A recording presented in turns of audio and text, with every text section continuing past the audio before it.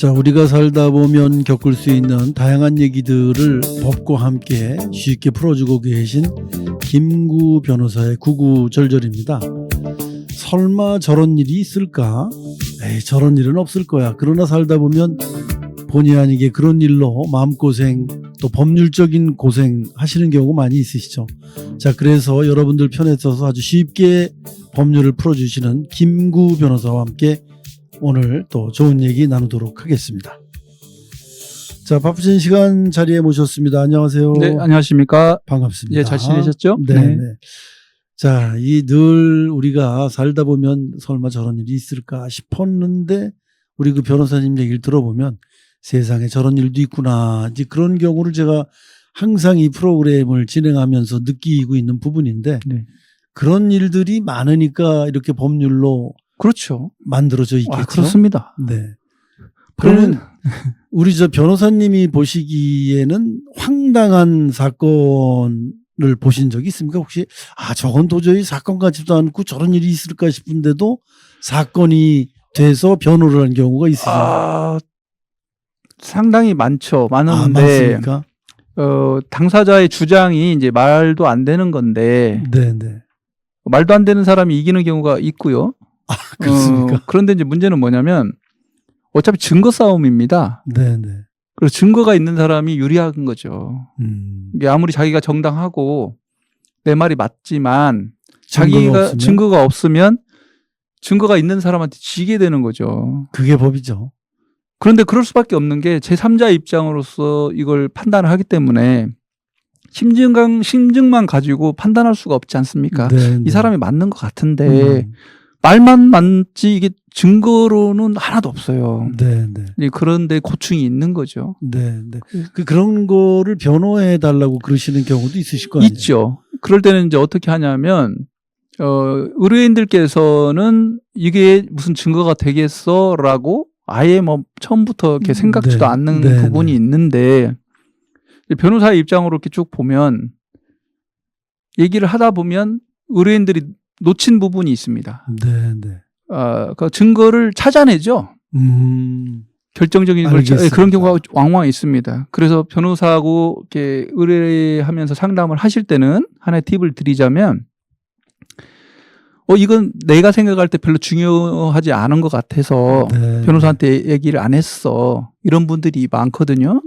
그러지 마시고 시시콜콜한 거라도 다 얘기를 하시면 이제 유능한 변호사일수록 거기서 찾아냅니다. 번뜩일 때가 있어요. 변호사의 눈이. 이제 그것은 굉장히 중요한 증거고 중요한 쟁점이다라는 것을 이제 한 거죠. 그다음에 있는 재료 가지고 유능한 요리사는 맛있게 끓이잖아요. 그렇죠. 네, 알겠습니다. 똑같은 재료라도 그렇게 하게 되는 거죠. 그러니까 법률적인 문제로 시시비가 걸렸을 때는 본인이 알아서 판단을 하지 마시고 시시콜콜하고 뭐 이런 게 뭐 얘기거리나 되겠어라는 것까지 모두 자세하게 설명을 해서 그 중에서 나름대로 증거를 채취하는 게 변호사의 능력이다. 예, 그렇습니다. 그러니까 중요한 거는 솔직해라. 솔직하니 다 말씀해 주셔야 됩니다. 숨기거나 그러면 나중에 뒤집어지는 수가 있어요. 변호사님도 그러면 이 재판을 유리하게 이끌어갈 수 있는 소재거리가 없어지는 거나 마찬가지죠. 그렇죠. 나중에 이제 다 이긴다고 생각했는데 이제 의뢰인께서 이제 별로 중요치 않은 거라고 이렇게 숨긴 게 있는데 그게 이제 폭발을 하는 경우가 있죠. 알겠습니다. 자, 이제 제가 그 변호사님하고 구구절절을 진행하다 보니까 그런 여러 가지 의문들이 많이 들더라고요. 그래서 이제 제가 궁금한 거는 또 다른 분도 궁금하지 않을까? 그렇죠. 그래서 제가 얼토당토하지만 그냥 여쭤봤습니다. 자, 오늘 얘기해 주실 부분은 이제 상속 포기와 사해 행위에 대해서 말씀을 해 주신다고 그랬어요. 상속을 포기하는 뭐 요건도 있습니까? 우선 이제 개념을 좀 말씀을 올릴게요. 네네. 돌아가신 아버지를 이제 우리가 피상속인 이렇게 얘기를 하고요. 피상속인 사망자를. 그다음에 남아서 상속을 받는 사람을 상속인 이렇게 얘기를 합니다. 돌아가신 분이 피고요. 남아있는 분이 상속인입니다. 이걸 헷갈려서 말씀하신 분들도 있는데 안 그렇습니다. 상속 포기는 뭐냐면요. 일단 상속은 뭐 아버지가 돌아가시면 그 돌아가시는 즉시 등기와 상관없이 자기 소유권이 되는 겁니다, 원래. 등기 없이. 우리는 등기가 있어야 되잖아요. 등기를 안 해도 되는 예외예요. 상속은. 바로 돌아가시는 즉시 아버지 외아들이다, 어머니도 안 계시다, 아버지와 나하고 둘이 살았는데 이게 아버지가 아파트 하나 있었는데 아버지가 오늘 딱 돌아가셨다.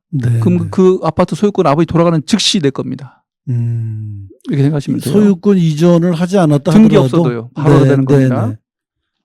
상속 포기는 이제 상속인이 돌아가신 피상속인의 재산과 빚, 재산도 상속하는 거고 빚도 상속하는 겁니다.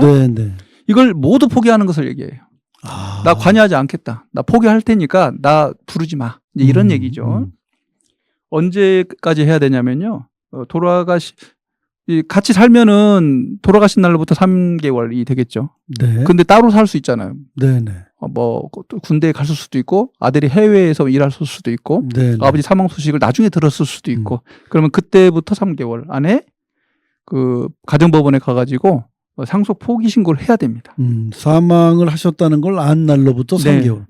근데 그 사망을 안 날이라는 기준은 국내에 없거나 여러 가지 사정이 있죠. 국내에 있었더라도 모를 수도 있고. 인정되는 사정은 그때 다릅니까? 다르죠. 왜냐하면 뭐 어떤 해외 주재원으로 그때 이제 지금처럼 연락이 잘 되면 모르겠지만 연락이 잘 안 되는 뭐 그런 시절에 해외에 있었다든지 뭐 이런 여러 가지가 있었겠죠. 알겠습니다. 3개월 이내에 피상속인의 주소지 가정법원에 상속 포기 신고를 해야 한다. 그리고 이제 연락이 곧바로 안 됐을 경우에는 안 날로부터 3개월. 그렇습니다. 자, 그러면 상속 포기 신고를 잘못하게 되면 상속 포기 효력이 발생하지 않을 수도 있습니다. 네, 그렇습니다. 그래서 그럼 어떤 경우입니까? 이제 요건 미비가 되는 거죠. 그다음에 자기가 이제 사망 사실을 알게 된 날, 뭐 이런 거에 대해서 조금 이제 일반인들이 그 소명하기가 쉽지는 않지 않습니까? 같이 살았으면 아버지가 몇 월 며칠 돌아가셨다. 그로부터 3개월 하면은 뭐 딱 나오지만 자기가 이제 몰랐을 경우, 따로 살 경우, 뭐 그럴 경우는 이 3개월을 소명을 해야 되는데 그 부분에 대해서 전문가의 협조를 받지 않으면 그 부분에 대해서 이제 미스가 나올 수가 있겠죠. 그래서 상속 포기 신고는 물론 간단한 신고이긴 합니다. 그래서 본인이 해도 무방하지만 조금 자기가 느낌에 좀 문제가 있을 것 같다. 그러면은 뭐 법무사나 뭐 이런 분들의 이제 도움을 받아서 신청을 하는 것이 안전하다. 이렇게 말씀드릴게요. 자, 이 다른 개념과의 그 구분이라는 이건 무슨 말씀이신가요? 아마 이제 우리 라디오를 많이 들으셨으면 상속 포기하고 한정 승인이라는 말을 들어보셨을 거예요. 그럼 한정 승인은 뭐고 상속 포기는 뭐냐? 이런 이제 의문이 있으실 수 있지요. 한정 승인은 뭐냐면요. 일단 상속 받을게. 아버지 플러스 재산, 마이너스 재산 다 상속 받을게 내가. 그런데 내가 아버지한테 받은 만큼 그 범위 안에서 내가 빚을 갚을게. 이게 한정 승인이에요. 상속 포기는 이 개념이 완전 다르죠. 아예 안 받아. 한정 승인은 다 받아. 그러나 빚은 아버지한테 받은 것에서 빚을 갚을게. 이게 이제 한정 승인 이렇게 되는 겁니다. 뭐 그런 경우도 많이 있겠네요. 보통 이제 한정 승인을 하면 자식들이 이제 상속인들이 많지 한 5명 있다. 이럴 경우에는 그 5명 중에 1명은 한정 승인을 하고요. 나머지는 상속 포기를 해버립니다. 그렇게 하는 거예요. 원래. 이제 이유가 다 있습니다. 그러니까 뭐 상속을 포기해서 전혀 빚도 안 이어받고 뭐 재산도 안 이어받는 거하고는 또 다른 개념이네요. 이건. 그 5명 중에 1명은 한정 승인을 해야 됩니다. 전부 다 포기해서는 안 되고. 다 포기하면 어떤 결과가 되냐면 사촌까지 상속이 되잖아요. 그 저번에 말씀하셨어요. 형제자매 그다음에 없으면 사촌까지 이제 가니까 사촌 요즘 잘 만나지 않는 분들 많잖아요. 모르는 분들도 많이 갑자기 계시죠. 상속하라고 뭐가 날라오면은 이게 어떻게 된 일이냐 이렇게 얘기가 나오겠죠. 만약에 돌아가신 분이 재버리면 고맙다고 하겠지만 그게 아니라 이제 빚이 많은 경우가 더 많기 때문에 그러니까 이제 한정 승인을 한 사람이 해주셔야 돼요. 그래야 그 사촌까지 가는 것을 끊어주는 겁니다. 알겠습니다. 그래서 5명 중에 1명은 한정 승인을 하고 나머지 4명은 포기를 하고 이렇게 되는 거죠. 그 자녀들이 있을 경우 이거는 꼭 기억을 해 두셔야 될 것 같습니다. 한 분은 한정승인, 그리고 나머지 분들은 상속 포기. 이런 식으로. 네, 그래야 사촌에게 빚이 안 가죠. 상속되지 않는다. 예. 자, 그럼 사회행위는 뭡니까? 사회행위. 사회행위는요, 조금 오늘 법률적 용어를 쓰기보다는 알아듣기 쉽게 말씀을 올릴게요. 네. 제가 누구한테 빚이 좀 많아요. 빚이 좀 많은데, 예를 네. 들자면, 예. 제가 재산이 있단 말이에요. 근데 그 재산으로 이 빚을 갚아야 되겠죠. 근데 갚기가 싫어요.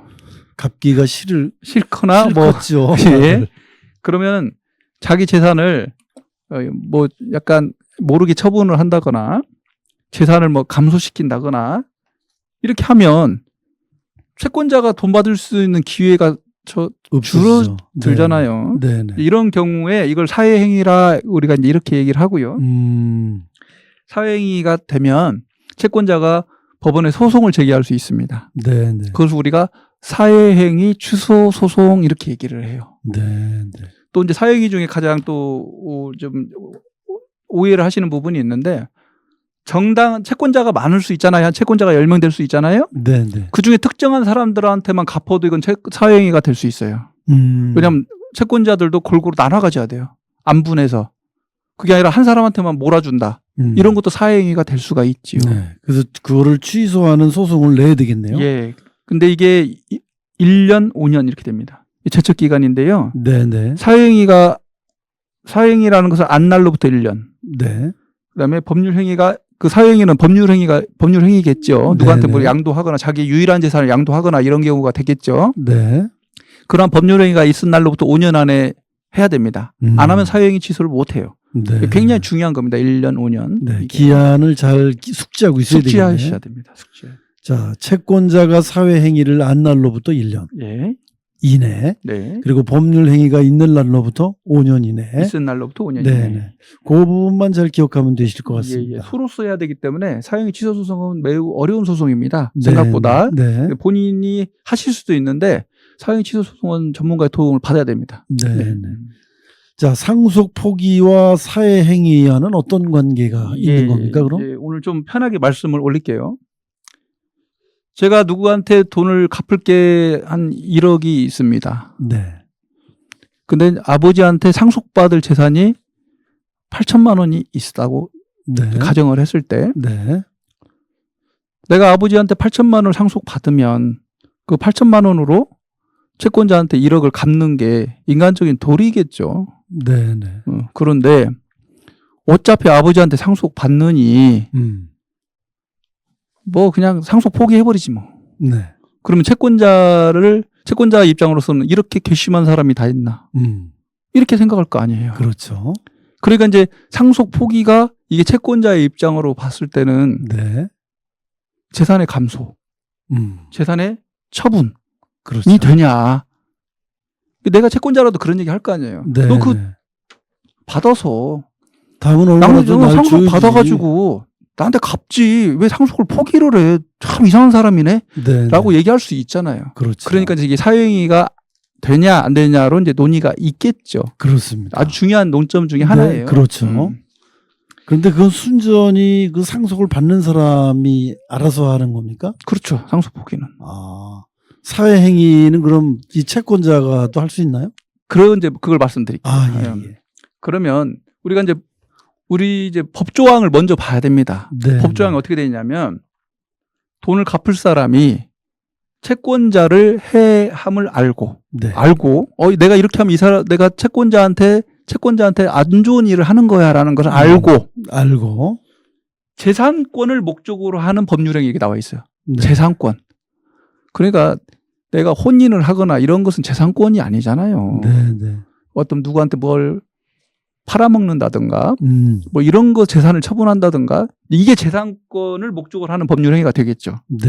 그러면 우리 이제 사회자님께서 한번 상식적으로 봤을 때 상속 포기는 이게 재산에 관련된 행위입니까 아닙니까? 재산에 관한 거죠. 재산에 관한 것을 포함하고 있죠. 그럼요. 엄밀히 얘기해서. 그럼요. 근데 중요한 건 뭐냐면 이것은 아버지와 나와의 관계에 있어서 내 인적 결단이다 이렇게 얘기할 수 있어요. 아버지하고 나하고 재산 문제를 떠나서 내가 그분의 재산을 가지고 내가 상속을 받을 것이냐 말 것이냐 이런 인적 결단이 들어가 있는 거예요. 네. 그냥 일반적인 재산상의 거래 행위가 아니고 네. 물론 돈이 왔다 갔다는 하지만 내가 상속을 받거나 안 받거나 이것은 가족법적인 행위란 말이에요. 그렇죠. 그러니까 이게 꼭 이걸 반드시 우리가 이건 재산권을 목적으로 하는 법률 행위냐 이렇게 보기는 어렵죠. 이건 제 얘기가 아니고 대법원에서 그렇게 얘기를 한 겁니다. 네, 네. 그래서 대법원이 어떻게 얘기를 했냐면 이 상속의 포기가 채권자의 기대를 저버리는 측면이 있죠. 그렇죠. 그렇더라도 채무자인 상속인의 재산을 현재의 상황보다 악화시킵니까? 아니 그 상속을 포기하면 전혀 상관이 없죠. 그렇죠. 근데 상속을 받으면 문제가 될 수도 있죠. 그러니까 상속을 포기했다고 해서 네, 이 네. 채무자의 재산 상태가 변하냐고요. 아니요. 그대로 있는 거예요. 그렇죠. 어떻게 보면은 약간 럭키한 부분이 있는 거죠. 채권자에 봤을 때는 상속을 받아 잘 됐네 이렇게 되는 거죠. 채무자의 재산이 왔다 갔다 하는 게 아니라 네, 상속받아서 주면 좋겠네 이런 거잖아요. 그렇죠. 네, 그래서 이런 것까지 다 이제 고려를 한 겁니다. 네. 그래서 원칙은보다 상속의 포기는 네. 사회행위 취소의 대상이 되지 않는다. 아, 그렇게 판결이 나왔고. 예, 않습니다. 네, 네. 그러니까 채무자가 그러면 대한민국의 모든 채무자는 상속 포기하면 안 됩니까? 할 할 수 있죠. 그렇다면 당연한 얘기하는 거예요. 당연한 얘기를 하시는 거예요. 그런데 이제 여기서 끝나면 재미가 없죠. 네. 예, 항상 예외적인 상황에 네. 있고 그 부분에 대해서 이제 말씀을 드리려고 오늘 특별히 말씀을 드립니다. 네. 상속재산 분할협의라는 게 있어요. 상속재산 분할협의. 예. 아까 말씀드리면 이게 돌아가시는 즉시 공동 상속인들이 있잖아요. 네. 그러면 이 사람들은 그 즉시 상속이 되는 겁니다. 네, 아까도 계속 말씀하셨죠. 그래서 상속 재산은 공동 상속인들의 공유가 되는 거예요. 네. 지분이 아들이 5명이면 이제 배우자가 없고 이제 아들만 5명이면 5아들이 5분의 1씩 가져가는 거예요. 아버지 아파트가 10억짜리야. 네. 돌아가셨어. 네. 그러면 5분의 1씩 지분을 가져가는 거예요. 지분이 상속이 딱 되는 겁니다. 공유로 이제 네. 5분의 1씩 공유로 돼 있겠죠. 네. 공유가 됩니다. 그러면 이걸 같이 갖고 있을 수도 있지만 이제 우리가 5분의 1씩 짜게 십시다. 이것을 뭐라고 그러냐. 우리 상속재산을 분할이라고 하는 거죠. 네. 그렇게 되겠죠. 분할을 네. 해야 되죠. 근데 참고로 좀 더 말씀을 드리자면 아버지 통장에 10억이 있었어요. 네. 이것은 분할할 필요가 없어요. 금전채권은 원래 나눠지는 거잖아요. 네. 나눌 필요가 없는 거죠. 자연적으로 나눠지는 거니까. 그렇죠. 그냥 그것은 바로바로 그냥 5분의 1씩 해가지고 2억씩 그냥 바로바로 되는 겁니다. 네. 현금은. 네. 그러니까 네. 상속재산 분할의 대상이 되지 않겠죠. 않는다. 그러나 부동산은 상속재산을 분할해야 되겠죠. 네. 네. 분할을 하려면 어떻게 해야 돼요? 만나야죠. 그렇죠. 상속인들이 다 만나야 되겠죠. 만나서 이제 분할 협의를 하는 겁니다. 야, 우리는 상속분대로 해. 그래서 5분의 1씩 하자. 지분을 5분의 1씩 나누자. 이렇게 할 수도 있고. 아니야. 장남이 더 가져가야지. 이럴 수도 있고. 네. 또 뭐 잘 되는 집안 같은 경우는 그 누구누구 뭐 셋째 형님이 아버지를 잘 모시고 했으니까 우리는 할 말 없습니다. 이 네. 아파트는 작은 형님 셋째 형님이 가져가는 게 맞다라고 서로 합의할 수도 있겠죠. 네, 네. 그러니까 이게 상속 분해에 따라서 할 필요는 없는 거예요. 자기들이 네. 합의하면 그 합의한 대로 되는 거예요. 네, 네. 상속 분할 협의예요. 예. 왜 갑자기 상속 분할 협의를 얘기를 했냐면 상속의 포기라는 느낌이 있어요. 상속 분할 협의에서 내 지분은 작은 형이 가져가. 이것은 상속 분할 협의이기도 하지만 상속 포기의 느낌도 있는 거예요. 네, 네. 이때는 사회행위 취소의 대상이 될 수도 있다라는 거예요. 그게 결국에는 그 법률적으로 잘 전문가의 도움을 받게 되면 네. 그 10억의 빚이 있는 아버지의 그 아파트를 네. 누군가가 지정이 되면 그 사람이 빚을 갚지 않고도 가질 수 있다 이런 뜻입니까? 조금 정리해서 말씀드리자면 네네. 그냥 상속을 포기하는 것은 자기의 인적인 결단이라는 측면이 있기 때문에 할 수 있다는 거예요. 네네. 있지만 5명이 모여서 지금 이제 아버지가 10억짜리 아파트를 놓고 상속을 이제 빚이 없다고 일단 전제할게요. 네. 빚이 없는 상태에서 아버지가 빚이 없는 상태에서 아버지가 순수 재산만 10억짜리 아파트를 딱 놓고 돌아가셨어. 네. 아들이 5명이야. 그러면 네. 2억씩 가져가는 게 맞잖아요. 네. 그러니까 분할을 해야 되죠. 근데 장남이 네. 빚이 많아요. 네. 빚이 많아서 동생들하고 분할 협의일 때, 야, 어차피 내가 이거 가져가야 이거 내가 채권자한테 주는 것밖에 더 있겠냐. 그렇죠. 그러니까 나는 내 건 셋째 동생한테 줄게. 이게 이제 분할 협의인 거예요. 네. 이럴 때는 어떻게 되겠어요? 채권자 취소 소송 되겠습니까? 안 되겠습니까? 아까 사행이라고 그랬으니까 예. 안 되는 거잖아요. 아, 채권자 취소 소송 되는 거죠. 되는 사회행위니까. 건가요? 사회행위니까. 네. 네. 그래서 이건 채권자가 이런 경우에는 너 왜 거기에 대해서 협의 분할을 그런 식으로 해? 네. 네. 너 나 지금 나 곤란하게 하려고 그런 거 아니야? 이런 경우에는 채권자 취소 소송을 할 수 있다는 얘기예요. 네, 네, 알겠습니다. 아, 공부를 좀 잘할 걸. 근데 이런 얘기 이렇게 계속 하시다 보면 네. 이해가 안 되는 경우도 간혹 있죠. 있더라고요, 당연히 저도. 있죠. 당연히 있죠. 자, 그래서 오늘 이제 얘기의 이제 마무리로 최종 정리를 좀 해주시죠. 예.